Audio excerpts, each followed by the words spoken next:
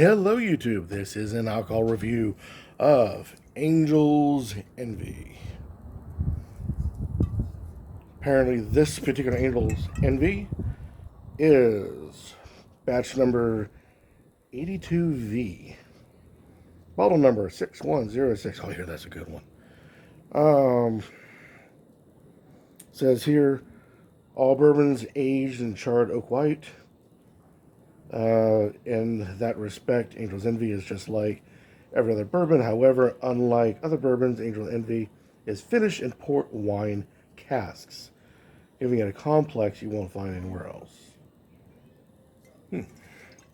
Now, I have seen this done where they've taken other barrels from other, I don't even want to say companies, but other distilleries as well as breweries, and have used it to get other flavors out of. Jameson's it has an entire line, whether it's port or whether it's, I'm sorry, not port, stout or IPAs, where they had bottles coming out of those barrels.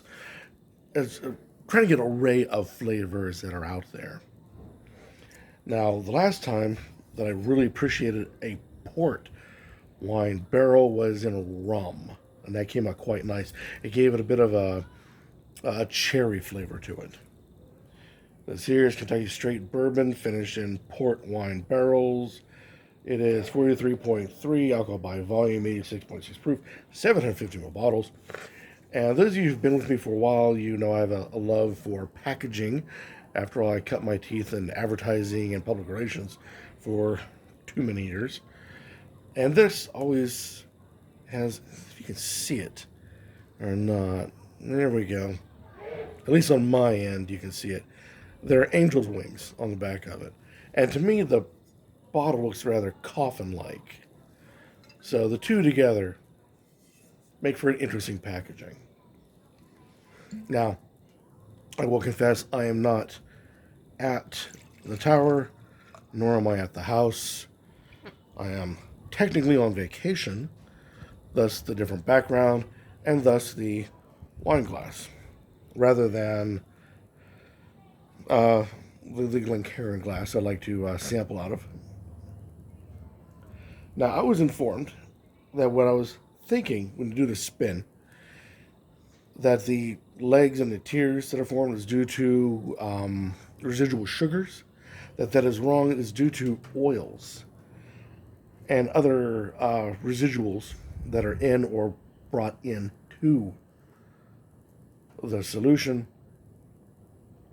and causing it to have either greater or lesser complexity.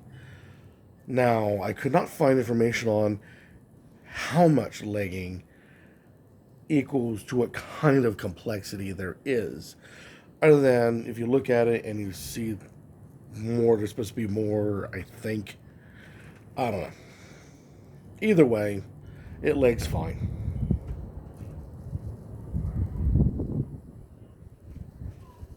It has a lemony,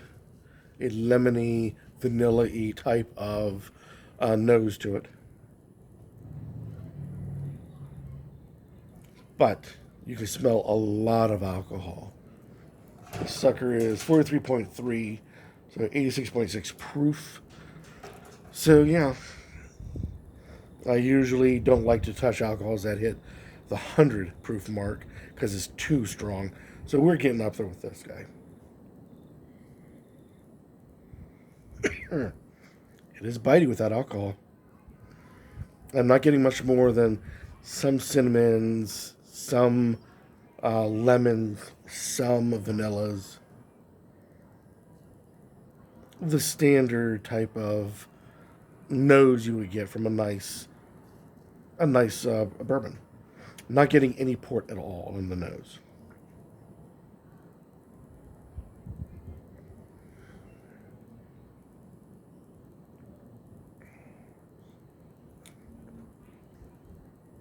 There is some port cherry type hidden in the shadows. So you get the lemon, you get the stone fruit. You get everything you expect in a nice bourbon, but there's a slight twist. You can sense it in the air, and it is the port coming through. But it's only coming through like a whisper in the middle of a crowd. So you got to dig for it. Now, does that make it difficult or not worth the effort? No, because this has a hang time that just goes and goes and goes and goes and goes.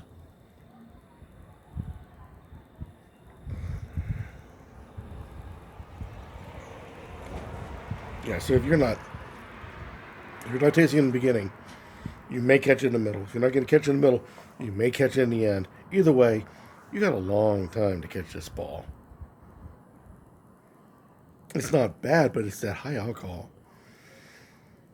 It's bitey. It's not so much burn, saving the back of the palate as a hint, but it's predominantly a bitey type of bourbon.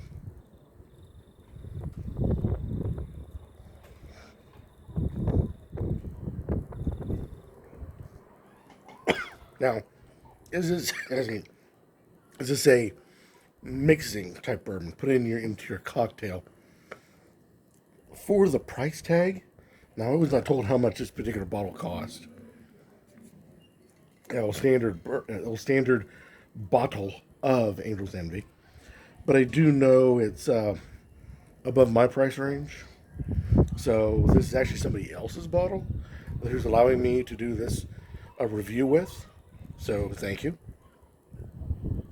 And with that alone, I would not want to water it down with a cocktail, whether it's colas, whether it's fruit natured or anything else along that line.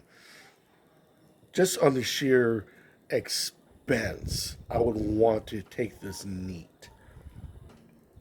But having it neat, I'd have to have this on ice.